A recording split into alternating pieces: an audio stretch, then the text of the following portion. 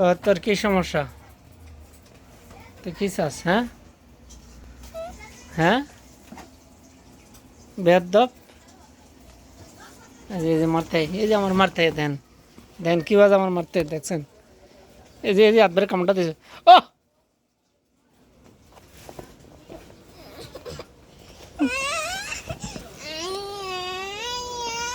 তোর যদি এমন কারস, হ্যাঁ তোর মাংসে দেখবো আবার ফাটি দিল। আমার বড় যেহেতু এরম না, তোর লাইন না। সর সর, এদিক থাক, ও এদিক থাক, এদিক থাক।